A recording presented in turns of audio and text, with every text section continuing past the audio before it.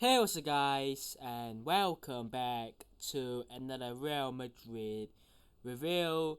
Real Madrid 2, Rayo Vallecano 1. A big win for Real Madrid, especially with all the circumstances going on. Obviously, Atletico Madrid dropping points as well, but Real Madrid just had to focus on themselves in terms of just not really bothering about other teams, not really bothering about what's going to happen in midweek. It will be a big game coming up, yes, but don't get that distract. Don't let that be a distraction to what's to come in terms of this game. And La Liga is still a competition that can be won.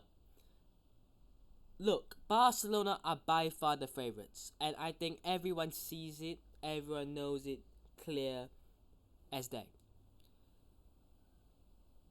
But obviously, right now, same amount of points as Barcelona. They do have a game in hand because their game against Osasuna got postponed. If they win that game, 3 points clear. There is an El Clasico coming up towards the end of the season. That will probably be a decider. And also, do we anticipate Barcelona dropping some points? I think so. So I think that obviously Real Madrid could drop points as well. I'm not saying that Real Madrid won't or can't, but the point is you cannot be giving up on La Liga right now. You simply cannot be giving up on this competition right now. You have to fight all the way. You have to play until the very last game where you know you won't be able to win La Liga. You know you won't be able to win it? Okay, fine. But to be still in it, same amount of points. Obviously, they have a game in hand, but let's say 3 points behind with 11 games to go. Plus, we play them in El Clasico upcoming. It's very, very, very, very hard to just write this season off in La Liga. Obviously, the Champions League is more prestigious. It is more recognized as a must-win at Real Madrid.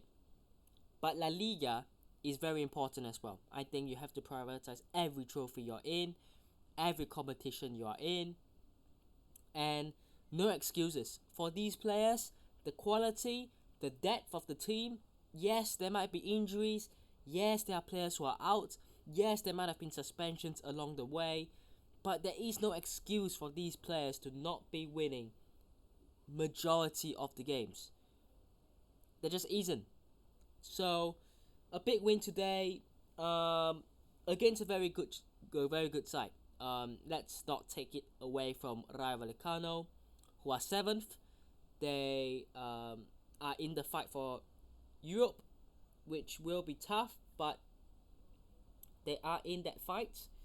Um, and they have been playing really well. And if you watch the game, it was tough. It was tough. Because they play a way which not many teams in Spain play, which is to press for the ball relentlessly, and it isn't a one-person press. It isn't a one-man press. It is the whole team uniting together. Occasionally, Asensio would have the ball, or Lucas Vasquez would have the ball, and there would be 3 to 4 players from the opponent that would surround them, and they would be cutting passing options. So if you watch Lunin's heat map and touches, it would be crazy because the amount of times the defenders had to back pass to Lunin to restart the attack, the build up, to restart the build up again was incredible. The amount of times that happened. So obviously, the system they came in with was to press high, was to win the ball high up, and to take on the opportunities that they would have when they win the ball back. Obviously, their plan didn't really succeed because they conceded 2 goals in 4 minutes in the first half. But then obviously they got themselves back in the game, and they probably could have gotten something out of the game, but not really. They didn't look that dangerous up front because literally almost all of their attackers were injured and out. So they didn't have that threat. If they did have that attacking threat, I wouldn't have put it past them to get at least a draw. So it's not like it was a domination from Real Madrid in any ways. I thought that Rayo Vallecano were very, very good. The system, the style of play, the approach to the game, it was very good. And that is how and why they are 7th. And they are a team that are in the top 8. And they are a team fighting for Europe. They might not get it, they might not qualify for Europe, but if you watch this team play, they have played some exciting stuff, and you have to give them the credit where it's due. But let's talk about the goals. First goal was Mbappé. I think, was it Vini with the pass? Yeah, it was a really, really beautiful through ball for Mbappé.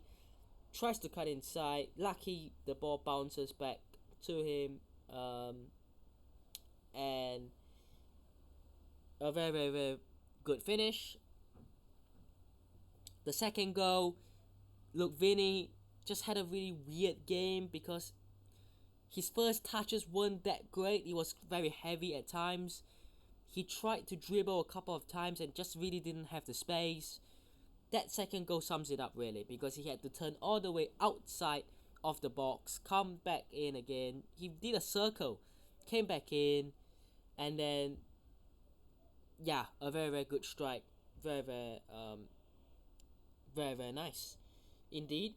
And then not really equalizing, the goal that got Rayo Vallecano back in the game was beautiful. A nice little touch and go, one touch and pass, and the ball comes back for Diaz, who hits it with power off the bar, crossed the line clearly.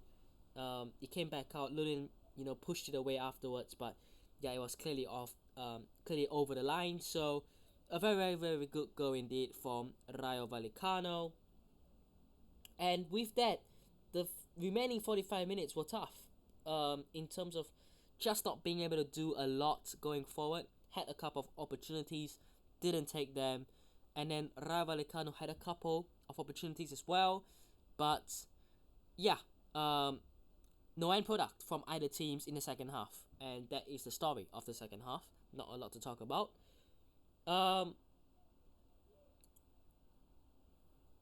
Firstly, I thought Vinicius Jr. was very on and off. Had a good game. Like I said, scored a very good goal, but first touches were pretty heavy. Not the best dribbling game. And a problem that I noticed, which is a good thing, but it became a bad problem, was being too unselfish. I mean, the amount of times it was a 2v1 or a 2v2, and he tried to lay it off to Mbappé, and Aridan or Lejeune or whoever got in the way to sort of block it and clear the way. Look, sometimes when you have a clear opportunity, you take it. I get that sometimes if the better option is to lay it off to your teammate, fine, that is perfect. Unselfish football, very good. But sometimes in football, you have to balance it out. It has to be unselfish, but also when you have the opportunities to go and you pass and you lose out in terms of the ball just goes away, that is indeed very disappointing. It really is. Again, Mbappé, the problem, lack of space at times, just not able to work a lot. But then when he did get the space for that goal, produces magic. Bellingham was very quiet, obviously not really match fit.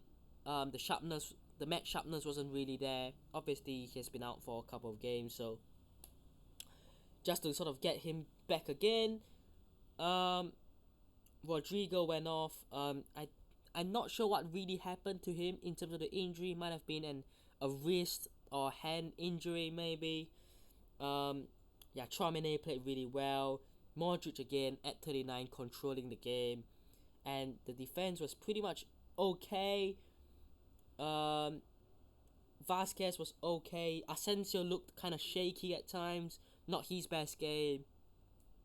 Alaba was okay, wasn't bad, and Frangas did a lot of work in terms of overlapping runs, and Lunin not a lot to fault him in terms of the goal as well.